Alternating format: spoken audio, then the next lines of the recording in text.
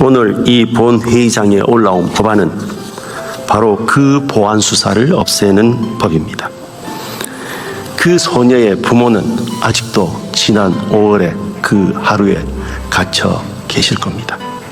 저는 그분들 앞에서 이 법에 대해서 찬성표를 던질 자신이 없습니다. 그래서 오늘 이 자리에 섰습니다. 2026년 5월 광주 17살의 평범한 여고생이 일면식도 없는 괴물에게 참혹하게 목숨을 잃었습니다. 하지만 이 끔찍한 비극의 이면에는 상상조차 하기 힘든 추악한 진실이 숨어 있었습니다. 권력을 가진 자가 가해자를 보호하고 국가의 수사기관이 진실을 덮으려 했던 사건.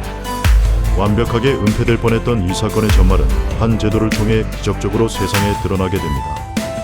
하지만 얼마 뒤 대한민국 국회에서는 이 진실을 밝혀냈던 바로 그 제도를 완전히 없애버리려는 법안이 상정됩니다. 법안 통과를 앞두고 팽팽한 긴장감이 감돌던 국회 본회의장. 한 의원이 단상에 올라 피를 토하는 심정으로 마이크를 잡았습니다. 제발 이 사건을, 그리고 17살 소녀의 억울함을 외면하지 말아달라는 절규. 김태규 의원의 발언 그대로 들어보시겠습니다. 한 소녀가 있었습니다. 올해 17살 고등학생이었습니다. 지난 5월의 그날도 여느 때와 같은 하루였을 겁니다. 아침에 눈을 뜨고 교복을 입고 학교에 가고 또 학교에서는 친구들과 함께 웃었을 겁니다.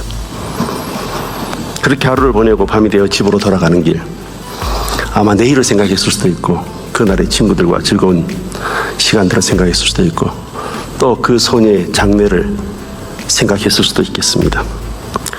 우리의 모든 딸들이 보내는 그런 평범한 하루였습니다. 그것이 이 아이의 이 생에서의 마지막 날이었습니다. 광주의 밤거리에서 소녀는 일면식도 없는 23살의 괴물에게 목숨을 잃었습니다. 17살입니다. 아직 살아보지 못한 날이 살아온 날보다 훨씬 더 많은 그런 나이입니다. 경찰이 이 사건을 수사했습니다. 범인의 아버지가 20년 넘게 그 지역에서 근무한 경감 계급을 가지고 있는 경찰이었습니다. 그 아버지는 아들의 원룸 비밀번호를 받아 그 안으로 들어가서 범행의 성적 동기가 될 만한 핵심 증거들을 전부 폐기했습니다. 증거를 지키라고 국가에서 월급도 주고 직장도 주었습니다. 그렇지만 자신의 아들의 범행 증거를 없애기 위해 노력했습니다. 그리고 그 아버지와 당시 수사팀 사이에서는 12차례나 통화가 있었습니다. 경찰은 이 사건을 살인으로 송치했습니다. 강간살인이 아닙니다. 단순 살인이었습니다. 성적 동기는 애초에 수사 대상에 있지도 않았습니다. 여기까지가 경찰 수사였습니다. 사건을 넘겨받은 광주지검이 보안 수사에 나섰습니다. 그리고 2달이 되지 않아 검찰은 아버지의 증거 폐기 사실을 밝혀냈습니다. 증거인멸에 얽힌 당시 수사팀장은 구속됐습니다. 경찰서장과 형사과장까지 수사선상에 올랐습니다. 그리고 법정에서 범인은 강간살인죄를 인정했습니다. 경찰 간부인 아버지가 증거를 없애고 수사팀이 그 아버지와 12차례나 통화를 한 사건입니다. 오늘 이 본회의장에 올라온 법안은 바로 그 보안 수사를 없애는 법입니다. 그 소녀의 부모는 아직도 지난 5월의 그 하루에 갇혀 계실 겁니다. 저는 그분들 앞에서 이 법에 대해서 찬성표를 던질 자신이 없습니다. 그래서 오늘 이 자리에 섰습니다. 김태규 의원의 뼈아픈 호소, 여러분은 어떻게 들으셨나요?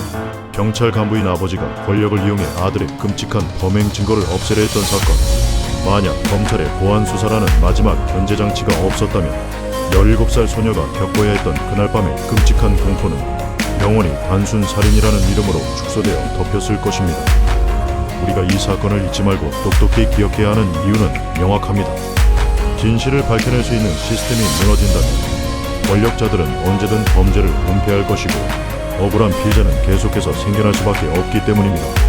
17살, 아직 피어나지도 못한 채 차가운 거리에서 꺾여버린 아이. 장윤기 사건 희생자의 명복을 빌며 평생을 5월의 그날에 갇혀 계실 유가족분들께 깊은 위로를 전합니다. 다시는 이 땅에 제도가 가해자를 돕고 피해자의 눈물을 외면하는 비극이 일어나지 않기를 바랍니다. 영상이 의미 있었다면 널리 공유해 주시고 진실이 묻히지 않도록 여러분의 목소리를 댓글로 남겨주세요. 시청해 주셔서 감사합니다.